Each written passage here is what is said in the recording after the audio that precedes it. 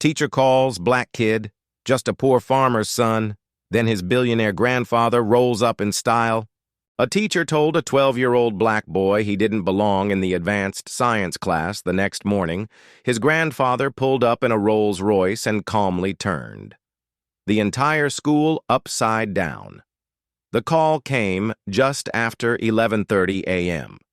Marcus Carter was beneath the hood of a rusted Chevy Silverado in the back lot of his repair shop just off Route 29 in Auburn, Alabama. Sweat beaded under his ball cap, his shirt stuck to his back, and the only thing on his mind was whether the radiator hose he was replacing would hold. Then his phone rang. He wiped his hand on a towel picked up and heard the voice of the assistant principal, Mr. Carter. "We need you to come pick up your son." That was it. No explanation, no concern, just a command wrapped in a cold tone. Marcus didn't argue, he never did.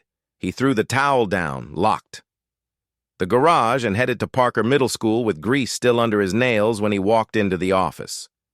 Miles sat quietly in a chair by the wall. His backpack was zipped, his eyes low, hands folded. There was no anger in him, just stillness. The teacher stood by the front desk with a tight smile. Her name was Ms. Whitaker, white mid-40s, dressed in beige slacks and a floral blouse that, "Saeed, I'm in control, Marcus," she said, using his first name like they were friends. "We had a bit of a disruption today in our advanced science class." Marcus looked down at his son, then back at her. "What kind of disruption?" She lowered her voice. "It's more of a placement issue, really. Miles is having trouble keeping up with the pace. And, well, I just think we need to be realistic about expectations." Marcus's jaw clenched, but he kept his tone flat.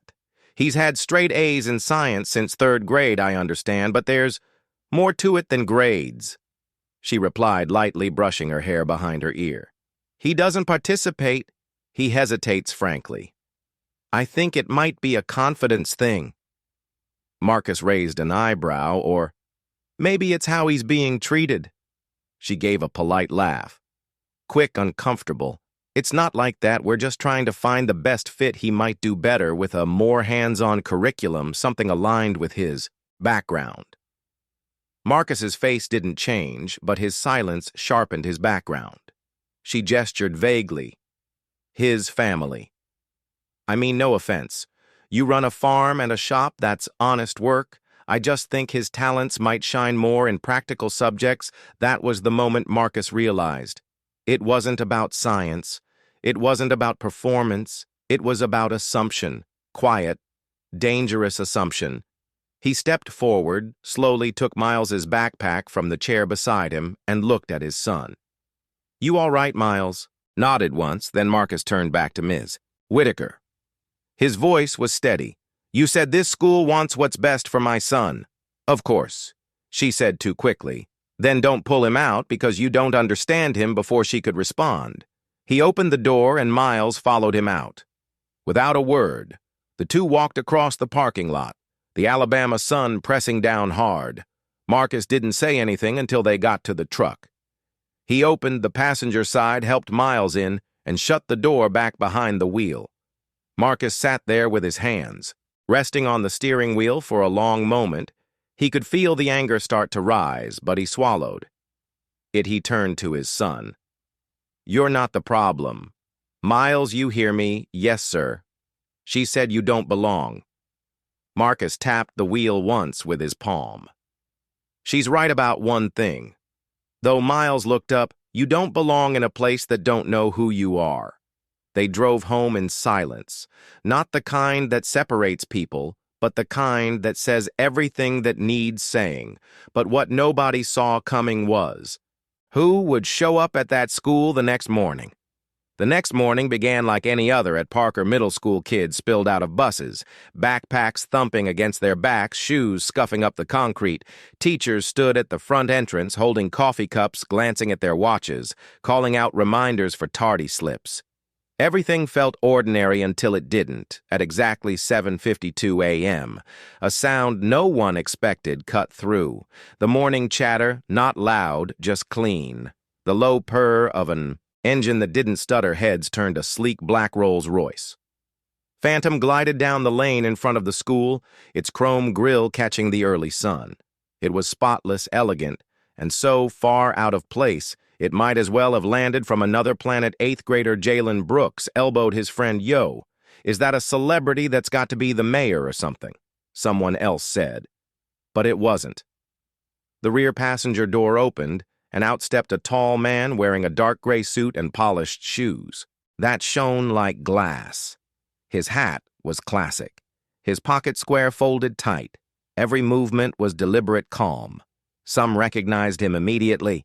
Others whispered, "Is that Miles's grandfather?"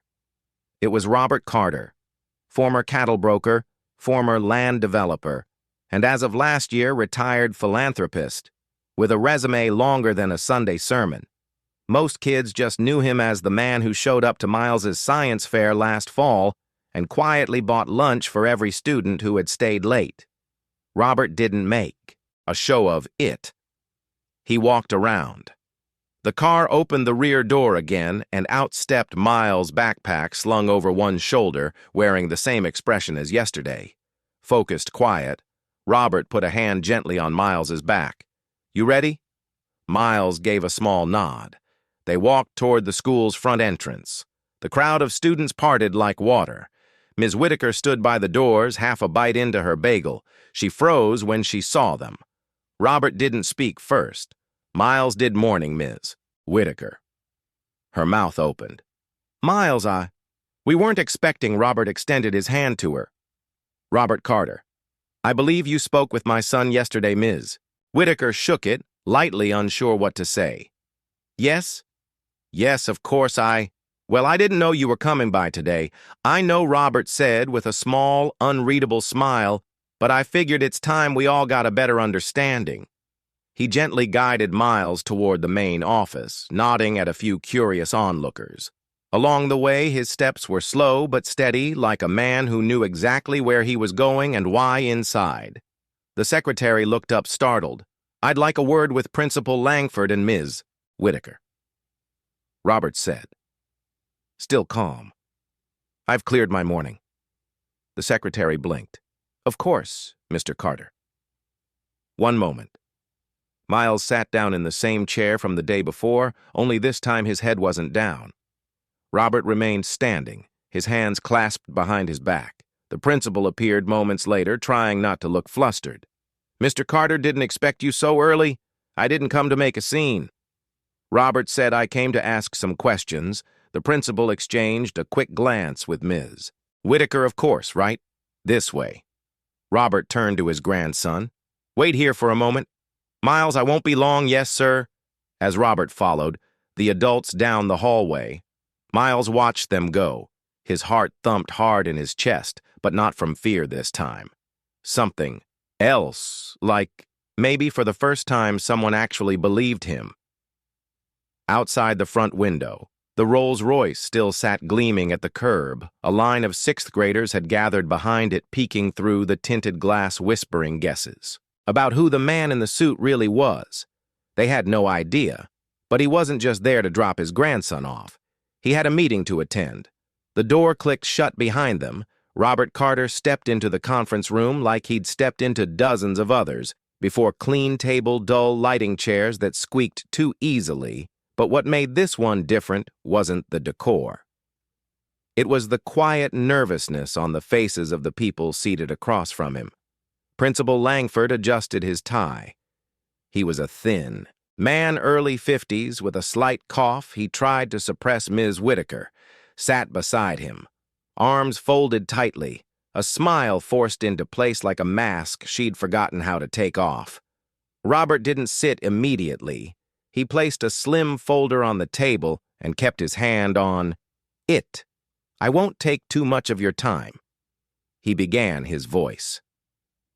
"Even I understand there's been some concern about my grandson's placement in your advanced science program, Ms. Whitaker leaned forward. "We want what's best for Miles. We're trying to match students with the environment where they can succeed. Is that so?" Robert tilted his head slightly. "And this environment, what exactly disqualifies my grandson from succeeding in it?" Principal Langford jumped in, clearly uncomfortable. It's not that he's disqualified, it's just, well, we've seen some hesitation in his participation. Hesitation. Robert repeated, yes, confidence issues. He rarely speaks up. He avoids group work. We interpreted that as discomfort. Robert opened the folder with slow precision. Inside were several sheets, neatly organized test scores, recommendation letters, past report cards. He slid one across. The table, this is Miles's standardized science assessment from last semester, 97 percentile nationally, Ms. Whitaker blinked. I wasn't aware of that.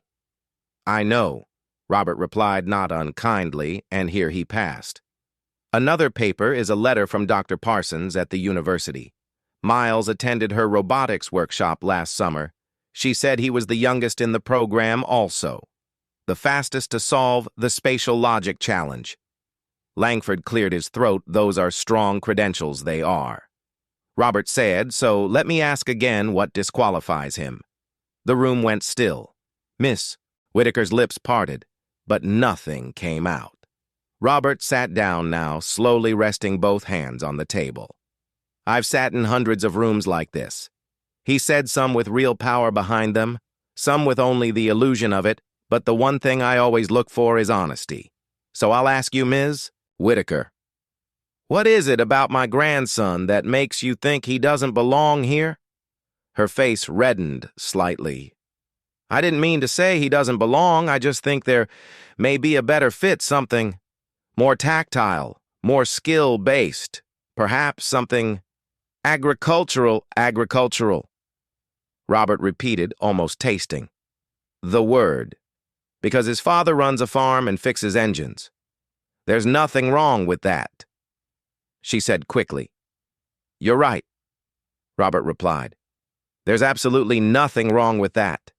In fact, it built everything my family owns, including that car parked outside.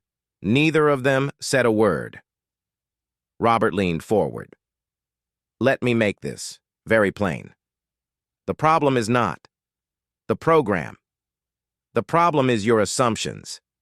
You look at a quiet boy with worn shoes and a lunch he didn't buy from your cafeteria, and you assign him a ceiling. You limit him without saying it out loud, Ms. Whitaker swallowed hard. Marcus didn't speak up. Yesterday, Robert continued, because he knew arguing with you wouldn't change anything, but I didn't come here to argue. I came here to remind you of something. He stood again, buttoned his jacket. There is no look, no job, no income bracket that defines brilliance, but there are people in this very building who try to clip wings before they've even seen how far a child can fly. Principal Langford spoke up softer. This time, what are you asking us to do? Robert looked him straight in the eye. I'm asking you to let my grandson learn without being measured by anything other than his mind. But what Robert said next shifted the entire energy of that school.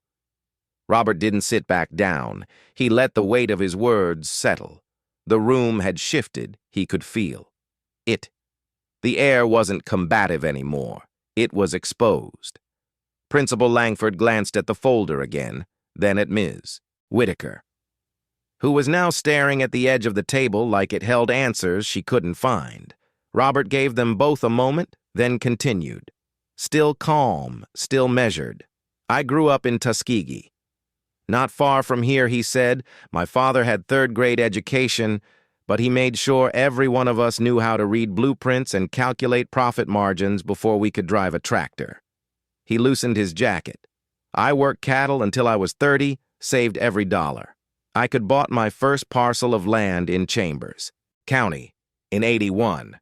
When banks wouldn't give me loans, I bought equipment secondhand, rebuilt it myself, who gave me my first line of credit. Langford shook his head slowly. Mrs. Evelyn James.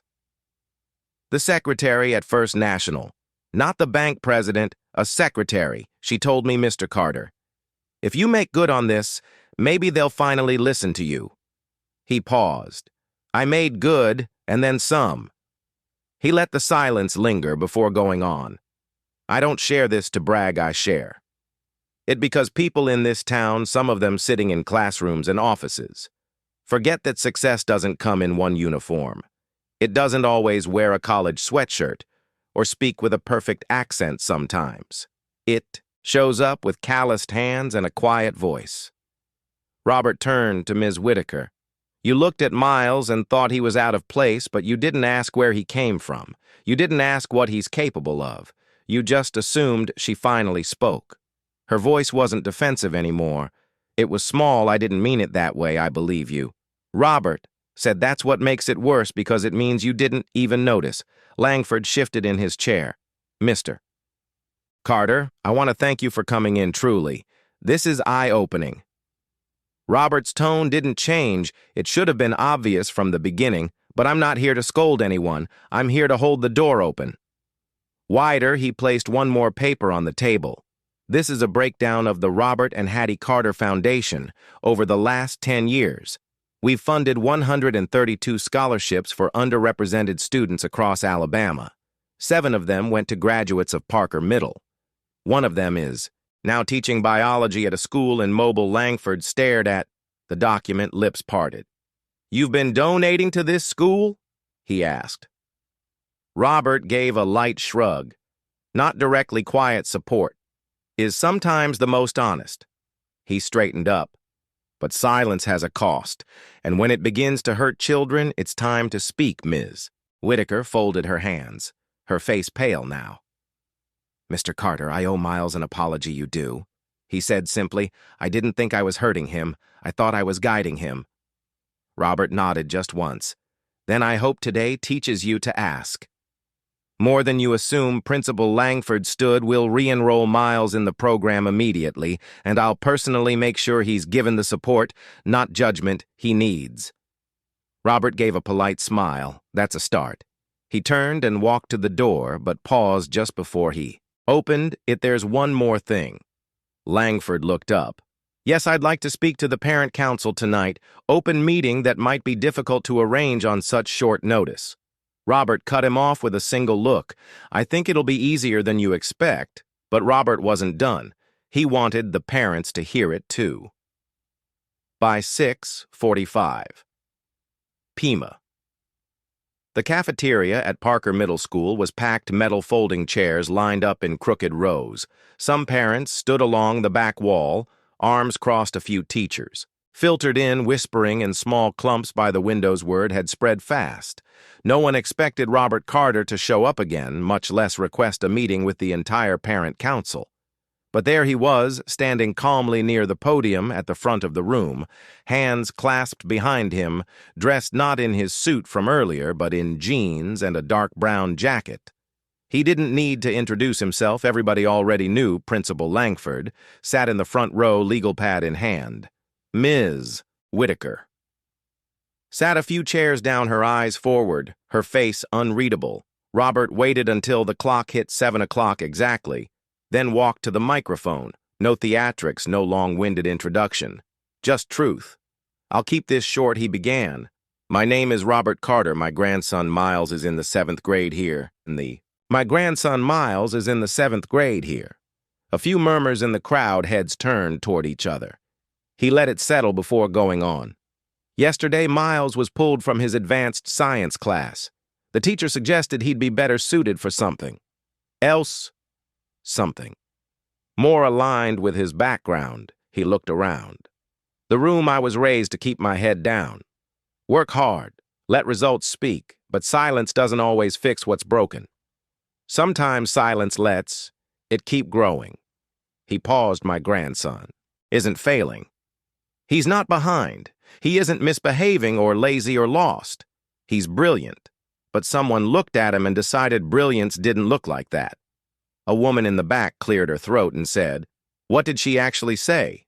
Robert didn't blink.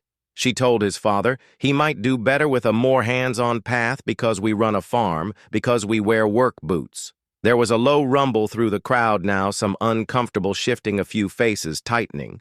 Robert held up a single sheet of paper. This is Miles's latest science score he's testing. Higher than 90% of students his age. Nationwide, that's not potential. That's already performance. He lowered the paper. This isn't just about one boy. It's about the assumptions we carry. Without realizing, it's about the subtle messages we send our children. Even when we say nothing, a man in the front row heavyset with a trucker's cap in his lap raised his hand. So what are you asking for? You want her fired? Robert shook his head. No, I want her. And all of us to learn. He turned to Ms. Whitaker, directly. You owe my grandson an apology, but more than that, you owe every student in your class the truth that intelligence isn't owned by one group, one family, one zip code. He looked back out at the parents. You teach a child. They belong, and they will rise. You teach them. They're only good enough for certain things, and you've already built a ceiling. They'll spend their whole lives trying to break. Another parent. One of the PTA mothers, blonde, bob blazer too sharp for the occasion, spoke up. Why come here? Why not go to the school board? I've donated to this district quietly for over a decade. Robert replied, scholarships, grants, equipment. I believed in doing good without needing credit, but what good is helping students get in the door if the people inside don't believe they belong? The room fell. Silent Principal Langford stood now. We're implementing new training immediately. Bias, awareness, inclusive curriculum review, and teacher workshops. No more wait and see. A few parents clapped slow, then louder. Robert stepped back from the mic. He didn't bow. He didn't beam. He simply nodded once and walked to his seat next to Miles, who had been sitting in the front row. The whole time quietly watching, the boy's eyes were wide, not with fear, but with something new pride. But what happened after the meeting was something nobody expected the next morning. Parker Middle School felt different, not on the surface. Lockers still slammed, sneakers squeaked down the hallways, and morning announcements still crackled through the old speaker system. But underneath there was a shift, a quiet one. But it was there. Miles sat in his usual seat in science class, second row, third from the left. He didn't say much, he rarely did, but he could feel something was coming. He could sense it in how the other kids kept sneaking glances at him or how no one dared talk over Ms. Whitaker. When she walked in, she stood by the whiteboard for a moment, staring at her notes. Then she put down. The marker turned to face the room and took a breath so deep it almost shook. I need to say something before we start. She began, her voice tight but steady. The class went silent. Even the kid chewing gum in the back stopped. Yesterday, some of you may have heard things you may have seen. Miles leave early, that was because of a decision I made. One I thought was based on fairness, but I've come to realize it was based on my own blind spots. She looked directly at Miles, not over him, not past him. I misjudged you. I saw your silence as a weakness. I saw your background as a barrier. I was wrong. A couple of kids turned toward Miles now. He didn't shift in his chair, just looked back at her calm as ever. I want to apologize to you, Ms. Whitaker continued in front of your classmates because that's where the mistake happened, and it's where the truth should be made. Clear. She stepped closer. You earned your place here, Miles, not because of your name, not because of your grandfather, but because you're brilliant and because you care about this subject in a way that a good teacher should have seen. The room stayed quiet, not because they were confused, but because they understood something important was happening. Miles finally spoke. I still want to be in this class. His voice wasn't loud, but it didn't need to be, Ms. Whitaker smiled faintly, but not with pride. More like relief. I'd be lucky to have you stay. She turned back to the board. Now let's talk about Newton's second law. You ready? Miles nodded once, but the change didn't end. There at lunch, he was approached by a group of kids he barely knew. One of them, a tall girl named Tiana Ellis, who always sat at the front of the bus, asked, you want to work on the science fair project together. Another boy, Cameron Lee, chimed in. I saw your robot video from last year. That thing was crazy. Did you really program it yourself? Miles shrugged. Most of it. They sat down together, no big speech, no awkward introductions, just kids eating sandwiches, talking about gears and circuits. That same week, Principal Langford announced a new mentorship program pairing students with local engineers and professionals. Robert Carter was asked to sit on the advisory board. Robert politely declined the spotlight role, but agreed to provide funding for materials, transportation, and guest instructors. "I don't want my name on anything," he said when asked, "but make sure no child gets left out because their parents couldn't write a check." Teachers started to pay closer attention. Students who had been overlooked began getting new chances, invited into programs they'd never been considered for before, not just because of Miles, but because something had cracked open sometimes. It only takes one moment to shift how people see the world. Sometimes, one quiet boy becomes the mirror that shows a town everything it's been ignoring. But Robert left them with one last message. One that stayed with the town. Long after he left, Robert didn't stay long. After things settled, he'd made his point. And he wasn't the kind of man who lingered to collect applause a week. After the parent assembly, he sent a handwritten note to the principal and quietly resumed his usual rhythm mornings, on the land evenings with his books and Sundays in the same pew he'd occupied for 30 years. But before he stepped back, fully he asked Miles to walk with him. It was Saturday. Warm, humid air smelled of soil and fresh grass. They walked along the edge of the property past rows of equipment that hadn't moved in years, but still stood like monuments to labor. Robert wore his work boots that day, not his dress shoes, not the polished look, the ones with the worn soles and cracked leather. "I heard you stayed in the class," he said, without looking at Miles. "I did. And how's that teacher of yours now?" Miles smirked, a little still, figuring things out. "I think," Robert chuckled, "that's good growth, slower in some people than others," they kept walking. "I know you wanted me to fight Robert," said. "After a while you didn't say it out loud, but I saw it on your face that day when your father didn't argue when you thought we'd just let it go. I didn't understand why he didn't say anything." Miles admitted he just left. Robert stopped. Walking, looked at his grandson straight on. "Your father's been fighting his whole life. He just doesn't do it. The way they expect sometimes. The strongest men are the quietest ones in the room." Miles didn't speak right away then, but you didn't stay quiet. "I knew."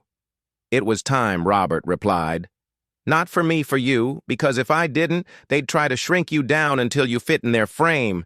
And once a boy starts believing the limits someone else puts on him, it's hard to unlearn that they stood under the shade of an old pecan tree. One Robert's own father had planted when he was Miles's age. Robert leaned against the trunk. "Listen to me, son. You will walk into rooms where people will size you up before you. Even speak some, will write you off. The second they hear your last name or see your shoes or hear where your family's from," he paused. "But what they don't know, what they can't know, is what's inside you, what you've seen, what's been poured into you." Miles nodded slowly. "Don't ever mistake a soft voice for weakness, and don't let anyone tell you. Your roots mean you're meant to stay in the dirt." They stayed there. A while, no lesson planned, no speech rehearsed, just a conversation between two generations, who knew the same road, though one had paved it for the other. Later that year, Miles won second place at the state science fair, not because of a big name behind him, not because of a car at the curb, but because he built something real, a prototype irrigation system designed for low-income farms. He called it the quiet circuit. When asked why, he said, "Because even the quiet things can change everything." Back at Parker Middle School, Miss Whitaker started every semester with a new message written in big bold letters on her classroom wall. "Potential isn't visible. You have to be willing to look for it." Some students read it, some ignored it. But the ones who'd been there the year Miles sat in silence, they remembered the Rolls Royce. The man in the boots and the boy who didn't raise his voice but still managed to be heard, because sometimes the real lesson isn't taught in a classroom, it's lived through. The people brave enough to speak when it matters. So what about you? What assumptions are you still carrying? And more importantly, who are you handing them to? And in the end, It wasn't the Rolls Royce that changed hearts. It was the quiet dignity of a boy and the unwavering love of the generations who walked before him. Miles never needed to shout. He didn't need to prove his worth with anything other than his mind, his work, and his silence that spoke volumes. And his grandfather. He didn't come to make a scene, he came to make a point. Assumptions are heavy, but truth is louder. But here's what we leave you with today. How many children have been told in subtle ways you don't belong? How often do we confuse silence with weakness? And when was the last time you questioned the limits society has placed on others or on yourself? If this story moved you, challenged you, or reminded you of someone you care about, then we invite you to be part of the change. Like this video, share your thoughts in the comments, especially if you've ever been judged by where you came from. Subscribe to Soulful Stories I4 for more true stories that speak to the soul and shake the silence.